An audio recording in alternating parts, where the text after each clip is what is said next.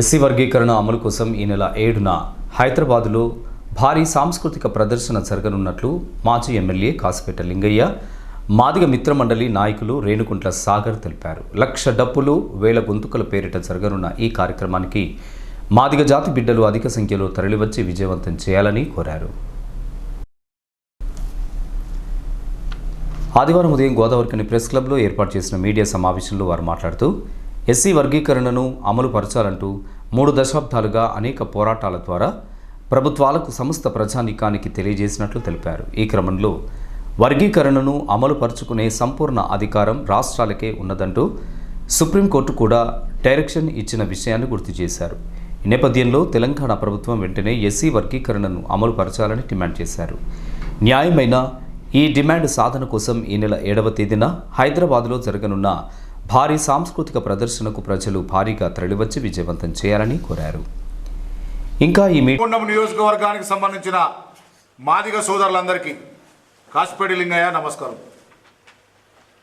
రేపు జరగబోయే ఏబిసిడి వర్గీకరణ సాంస్కృతిక ఉద్యమం ఫిబ్రవరి 7వ తారీఖు హైదరాబాద్న మందకృష్ణ మాదిగ గారు చేపట్టిన ఈ ఉద్యమానికి మనం అందరం కూడా ఇంటికొక మనిషి, ఇంటికొక దప్పు, ఎవరి బువ్వ వాళ్ళే పట్టుకొని బస్సులు మనం 10 మాత్రం మాట్లాడినాం.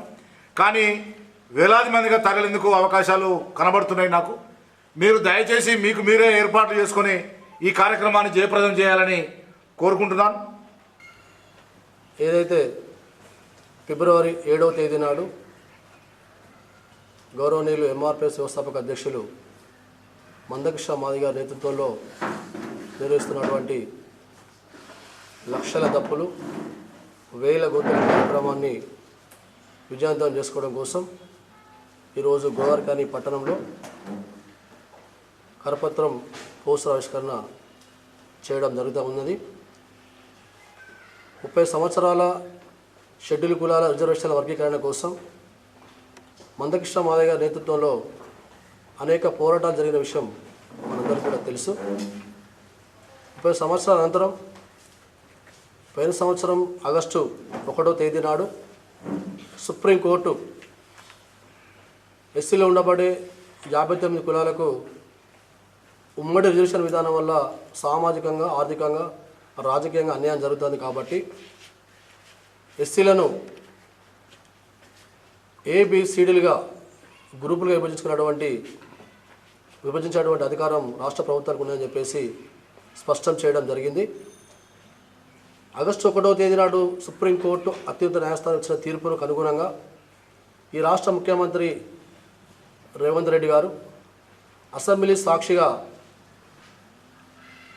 ఎస్సీలకు అనుకూలంగా ఇచ్చిన సుప్రీంకోర్టు తీర్పును మేము ఆహ్వానిస్తూ ఉన్నాం. ఈ దేశంలోనే మొట్టమొదటిగా షెడ్యూల్ కులాల రిజర్వేషన్ల వర్గీకరణను ప్రవేశపెట్టే విధంగా మా ప్రభుత్వం కట్టుబడి ఉందని చెప్పేసి మాట ఇవ్వడం జరిగింది. మరి మాట ఇచ్చి దాదాపు 6 నెలల కాలంలో ఇచ్చిన మాటను నిలబెట్టుకోకుండా కాంగ్రెస్ పార్టీలో ఉన్నటువంటి కొంతమంది మాల స్వార్థపూరిత నాయకుల ఒత్తిడి వల్ల వర్గీకరణ జాప్యం చేయడం జరుగుతూ ఉన్నది. కాబట్టి డిమాండ్ చేస్తూ ఉన్నాం, అప్పీల్ చేస్తూ ఉన్నాం.